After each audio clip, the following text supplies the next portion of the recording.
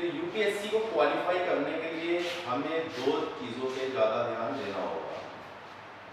दो चीज़ें क्या है? वो जादुई चीज़ें।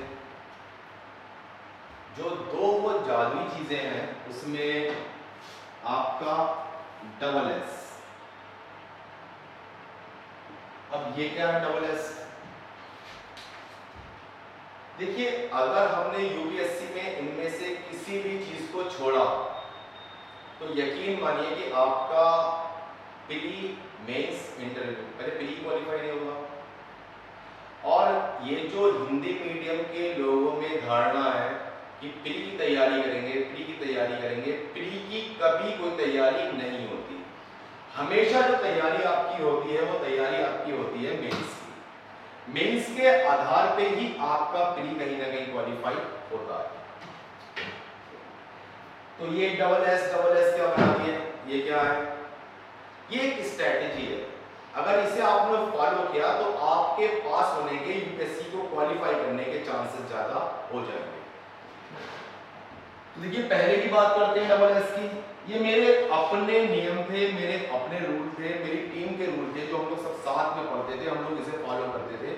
तो देखिए, कहीं ना कहीं आज सबके सब अपने आप में सक्सेस है, अपने आप में सेटल्ड है और वेल सेटल्ड है। तो इसमें भी डबल एस है, सक्सेस और वेल सेटल्ड है। ओके, तो अगर हम इन वाले डबल एस की बात करें तो यह बात करते हैं स्मार्ट स्टडी।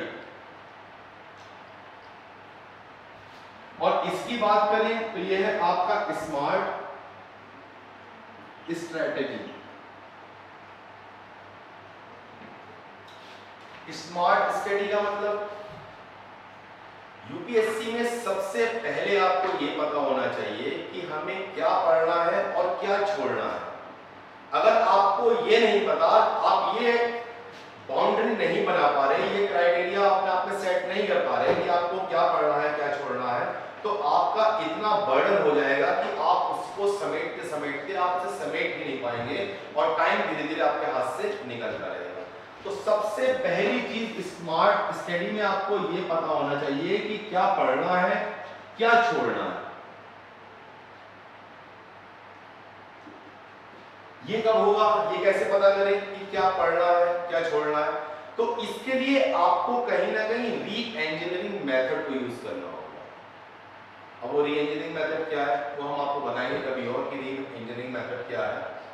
उससे आप इजीली फॉर्म कर लेते हो कि क्या पढ़ना है, क्या छोड़ना है। सेकंड क्या होना चाहिए स्मार्ट स्टडी में? आपकी जो स्टडी होनी चाहिए वो आपकी होनी चाहिए, जैसे हमें जो यूपीएससी की तैयारी के लिए साल मिलता है वो पूरा एक मिलता है, और वो साल को हम कब से काउंट करते हैं? लगभग यूपीएससी का जो प्री होता है वो जून के आसपास आपका करा लेता है। तो इस जून से नेक्स्ट ईयर के जून तक हम लोग एक साल को काउंट करते हैं। यूपीएससी गए ना तो कहते हैं कि बाहर से लोग आए हैं तो इनके साल भी अलग होते हैं। तो अगर हम एग्जांपल लें कि इस जून से नेक्स्ट जून तक, ये आपके पास पूरा 1 ईयर होगा।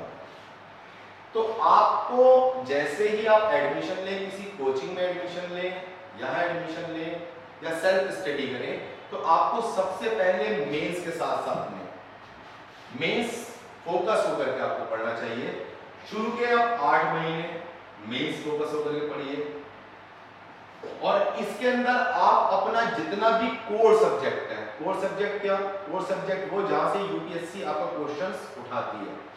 तो कोर सब्जेक्ट में मैं आपको बता देता हूं, जो कोर सब्जेक्ट है आपके वो आपका इकोनॉमिक्स, जियोग्राफी और इकोलॉजी एनवायरमेंट,